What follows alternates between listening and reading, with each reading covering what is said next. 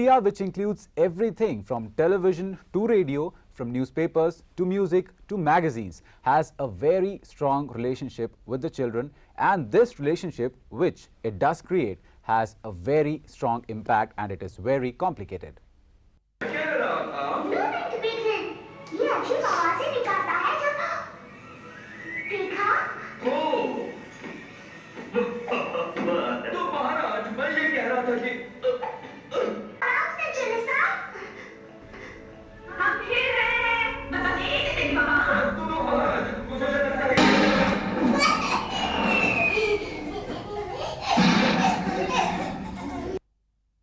मैं बेंटन देखता हूँ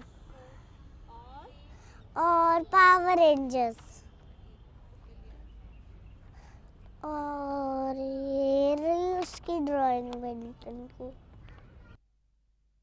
मैं मिक्की माउस क्लब हाउस देखती हूँ और विदाई देखती हूँ और रामायण देखती हूँ और ये सब चीजें देखती हूँ।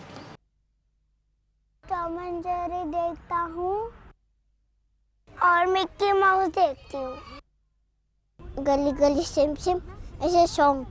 Is a song? Yeah. Can you sing it for us? गली गली सिम सिम सिम सिम गली गली सिम सिम चमकी ना गुगली के साथ खेलता है छुपाई छुपाई।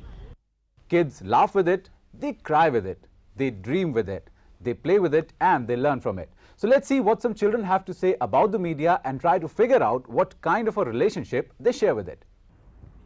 Media is very important for our life because it connects us with the whole world, and I am not having the habit of reading newspaper, so I watch news channels.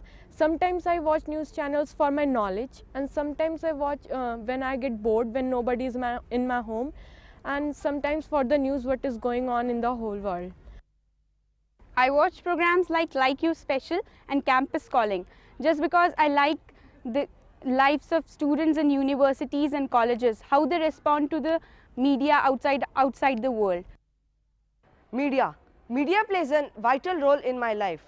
It is my opinion that it is a source of entertainment, and I like always to entertain myself by watching movies and serials and different programs which are being telecasted in the television. When I get bored, I always switch on my TV and I just feel that I am very relaxed.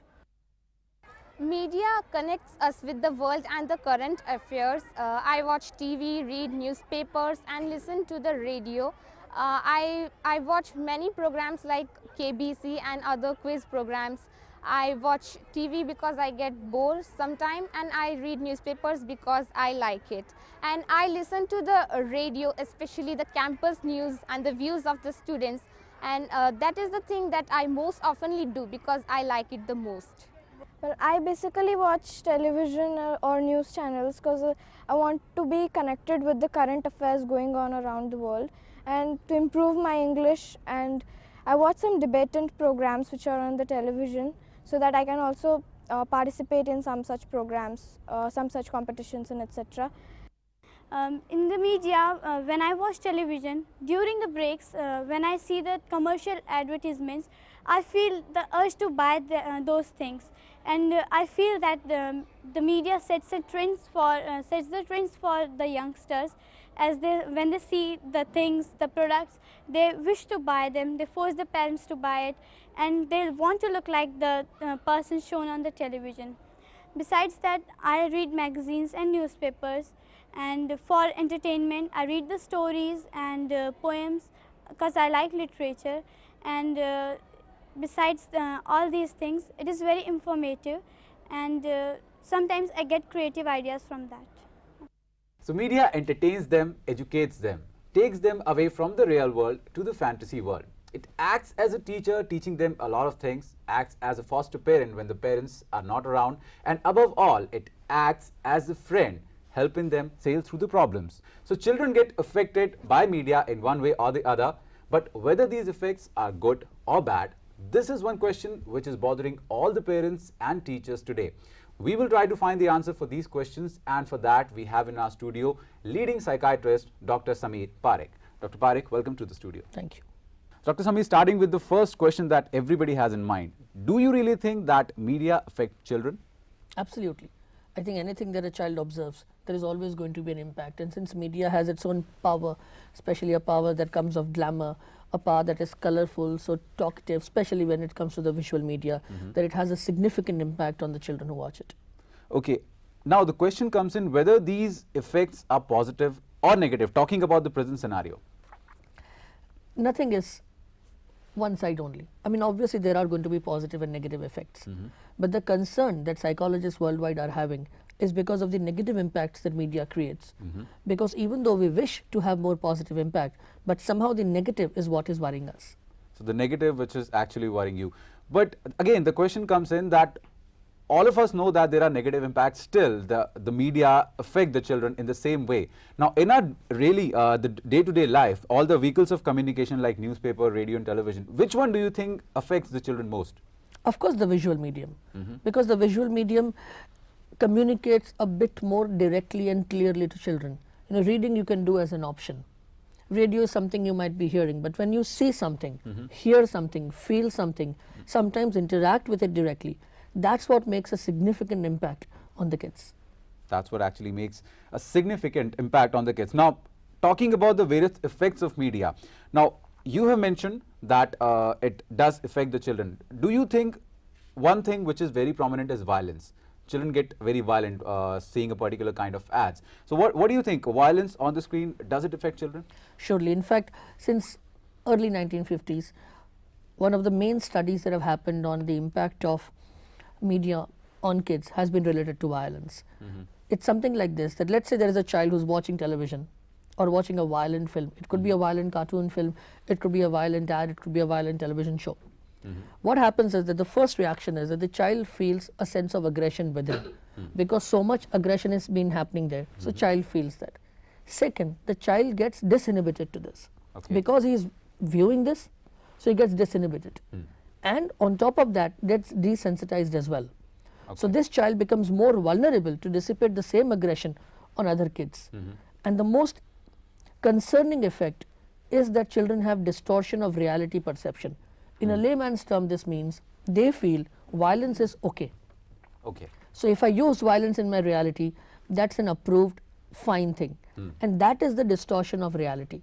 And when children imbibe this perceptual distortion, then they would be more vulnerable into being more aggressive towards peers and other forms. And another very interesting thing that comes out, there have been stereotypes. We talk about gender stereotypes in advertisement that children see right now. So how much do you think they affect the children? I mean, surely, see what happens is stereotype is all around us. Stereotypy happens when parents compare boys and girls in a certain way, with the gender stereotypy, or they compare culturally or from a caste point of view, or stereotype in terms of comparing friends related to careers and so on and so forth. The same stereotypy is something that is used a lot by consumer industries, where they talk in terms of fairness, they talk in terms of height, they talk in terms of weight. What this does is, for a child who's forming his identity, this becomes important, because something that he might be feeling insecure about, uncomfortable about, it could be looks, it could be health. And when somebody tells them that, see, this is a problem, if you use this, you'll become better. So the definition of better becomes stereotypical. And that's the concern, because these are kids who are forming their identity. They don't want to be not good enough, not approved enough. And that's how this is a concern, that the stereotypy that comes, especially in the consumer industry, has impact which we are not able to understand, because they are not seen so clearly, but they become almost a continuation process which will happen for generations to come.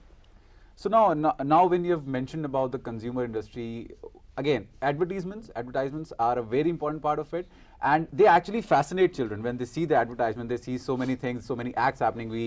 For instance, we can talk about those biking ads when children see them, they actually get fascinated. Now, how does that fascination, to some extent, is negative for them?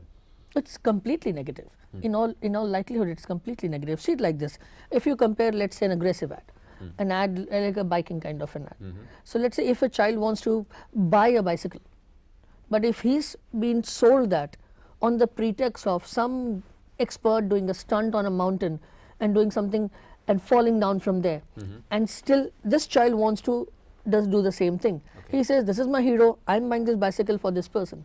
Or for example, if there's a young girl who's told that, well, if you use this cream, you become fairer, fairer is more approved, you get more awards, you get more jobs, you get more people who are attracted to you. So whatever the insecurity that she might or might not have had is given to her. Okay. And then that insecurity is what is in a consumer way utilized, because then this kid would be wanting to buy this, and they don't realize that what's shown in an ad is 5 to 10 seconds. Okay. Yeah. Life Absolutely. doesn't change in 10 Absolutely. seconds. And now, Dr. Parikh, one more thing which is very important to actually should be brought in here. Do you think social norms, when we talk about, now you're talking about appropriateness, the social appropriateness that we are talking about, do you think somehow the social norms have also played an important role in all this child behavioral attitudinal changes? See, development of a child is multifactorial, or in other words, multiple vectors affect on it, from parenting, societal, environment, media, schooling, peers, the norms, the attitudes, the belief of the population at that time is from where the child picks up his or her cognition. Yeah. So obviously what is prevalent is something that is going to become a part of the thought process. Actually. So now one more thing that I'd like to actually ask you here. Now you've talked about the consumer industry, you've talked about the advertisements. Do you think there is social responsibilities for the media houses also to actually keep this fact in mind that the children or the youngsters might get affected in a negative way? So try to keep such elements as much as possible limited. See, in a utopian world, yes. As a psychiatrist, You agree to that? in a utopian world, but Okay. But as a psychiatrist, how I feel is, I think it's when we put this point of view in this format, we are looking at it very superficially. Okay. So that's a very Because superficial definition. because see, it's like let's look at, let's say, an ad of an aerated drink. Yeah. Now there are debates whether it's good for health or not, but the point is we are selling it, right? Okay. So now we are questioning how to sell it. No, but we are talking about the elements. Now when we create some visual mediums to actually advertise the brand. So in that case. So that's what I'm saying, that there is a lot of angles to it, and a lot of angles can be questioned. How I look at it is, first of all, the responsibility of education or literacy needs to be shouldered by a lot of people, Okay. starting from parents. How parents behave, how parents relate to these, what is shown on media is something that's important, because children will learn how to relate or not to relate to it. What do we do in schools? How do we promote media literacy to schools, that children are able to grow up into mature adults, and during their teens they are able to screen and filter what comes in media. This is something which is not applicable to me, this is why this is happening, to be able to understand that. And that is a primary role as far as education is concerned. And less, no doubt about the fact that somewhere media needs to become more self-censored. I don't subscribe to somebody else censoring somebody else, but surely media needs to look at it. And maybe we need to go more towards a concept where self-censorship says this kind of a show with children has to be watched with parents, without parents, something of that nature. Okay. But then to literate parents, that if Which your is child again is very watching important, something, yeah. see it, discuss it, so that the glamour which is coming can be taken off, so that the illogicalness which is coming should be taken off. So that's where the role of parents and teachers comes in, where you actually need to, we have been talking about co-viewing, when parents can Yes. sit with the Very children true. and tell them actually. Yeah. Now we have talked a lot about the negative impacts. Now moving on to the positive impacts. What do you think are the positive impacts on media on children? Media is one of the strongest elements to create mass education. No doubt on that. Okay. Because by one movement you can reach so many thousands and thousands of people that it can actually make an impact.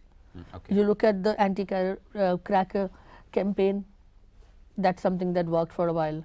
You look at, I'll give you an example, that I was going in a school where I saw this parent who was carrying a plastic bag, and one of a grade 1, grade 2 girl came and said that, sir, this is not allowed in our school. Okay. Because the whole campaign that, well, let's not use plastic, was something that the children were able to imbibe. Mass education, altruistic education is something that media can do. If media, for example, talks about, let's say, before the exams, a board exam or 10th board exam, if let's say media starts talking about basic study skills, Okay. how to handle results, children would like to watch that. And then children will pick up some things, they'll learn from it. That's how you take it forward. So this is actually where we've been talking about the social responsibility of media, where they can actually help the children inculcate all those habits which are actually mandatory. Now talking about, we've talked about the positive impacts. Again, one more thing which is actually critical. How do you think can the negative impacts be minimized? Like I said, media literacy needs to be a aspect that education institutes need to start looking at. Okay. Because if we are going to just blame it all on media and say that you need to take care of what you are showing, I don't think it's going to work. It's an impractical solution. Because there is a lot of other aspects involved in there, and I don't think merely talking about that would work, because had that worked, then cigarettes would have never been in the world in the first place. Okay. It doesn't work like that. I think education, media literacy, Okay. parental training, teacher sensitization, imbibing more and more group counseling processes, involving children to understand media, I think that's where the solution lies. So you think media literacy is the need of the hour? Yeah. So we can see that media actually has a lot of positive as well as negative effects on the children. We talked to some parents and some teachers also, and let's see what they have to say in this regard.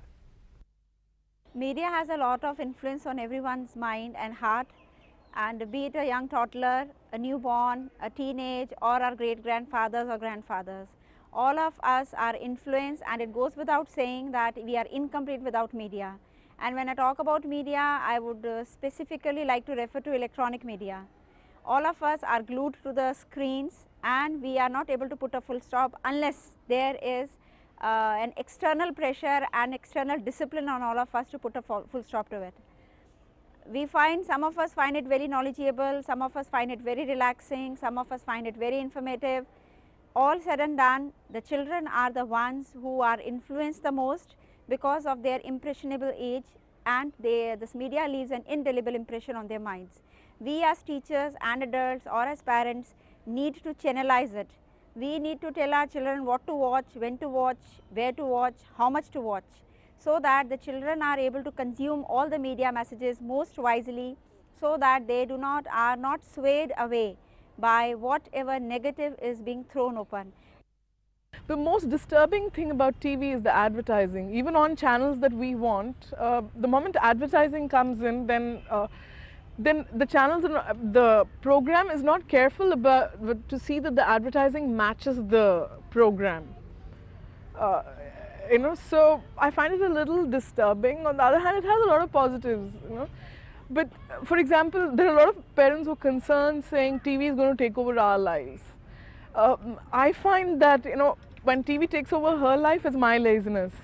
I find it convenient to have her there, 1 hour she's there, and that then becomes addictive. On the other hand, I find a lot of the videos that we actually use videos fairly extensively. She watches Lion King. For me, that's almost an education on nature, because each time the questions are deepening. Like once she came and told me, we'll all become mud one day and grass will grow on us. So I find that very interesting. And also on video, she's using it over and over again. Children watch a lot of television these days, and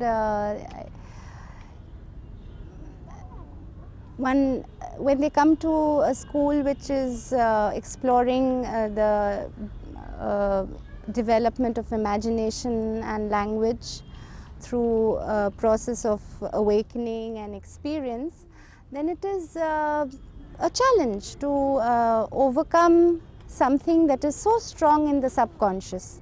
The child's imagination is filled with these characters because they are larger than life. The child is sitting in front of the television for hours, and it's almost an imprint that the child brings to the process. Our work here is to see that and accept first that the media will always be there, and the television will be there, and how we can then, by accepting it, work around it. How we can use television stories as perhaps a backdrop to take the imaginative leap. So if a child is talking about aliens and Benton and Simpson, and if that pattern keeps repeating endlessly, then can one take the next step?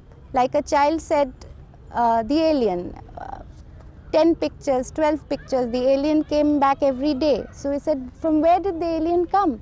So it came from a planet. So what kind of a planet was it? So that is the process. That can we bring the subconscious to a higher level of exploration by opening the door to imagination. So Dr. Parekh, it shows that parents are always worried about the kind of media messages their children receive. So how do you think, what is the role of teachers and parents, which is very important now? How more important does it become here? I think it's crucial, and somewhere parents need to start understanding that their responsibility in modern day world is much more. Merely being concerned about the fact that what media is showing is not going to take us anywhere. Okay. They need to start sitting and watching television programs that their children like, including cartoons. Okay. So that when they see something is being shown which is not healthy for the child, they need to sit back and talk about it to the child, so that the glamorization can be taken off. So that if a faulty belief system is happening, you correct it. If a child is imbibing some attitude, then you can take that off. And you create an environment where the child is trained to question what he or she watches. That's a part of literacy, which means what I have seen, am I going to take it directly, or am I going to filter it, screen it, and see what needs to be taken in, what needs to be taken off. That's where parents' roles comes. Coming to the schools and teachers, surely schools need to get into media literacy, because they need to appreciate this is a new age modern world. That a lot of things that we teach them or used to teach them earlier might have lost some of its applicability now. But talking about media is crucial, because a child who's born today is born with thousands of magazines around the world, thousands of kiosks and advertisements, and 24/7 channels which outnumber anything else. So they need to promote media literacy, have group interactions in schools, do brainstorming, make children talk about the views that they've imbibed when they've watched media, so that you can filter and correct them, and start a process where when a child passes class 12th and enters the real world, that child is media literate and makes choices based on his or her abilities, and not based on the stereotypy which has been bombarded into him by media. Media, as we mentioned in the beginning of the program, has a very strong relationship with children, and this relationship is not a simple one. It's a very complicated relationship. To simplify this, teachers and parents have to play a very important role. As Dr. Parekh suggested, children should be educated about the media, and media literacy is the essential life skill of 21st century. To know more about media literacy and how it helps children understand the media messages, watch Media Matters Part 2. So Dr. Sameer, thanks a lot for coming to the studio and talking to us. Thank you.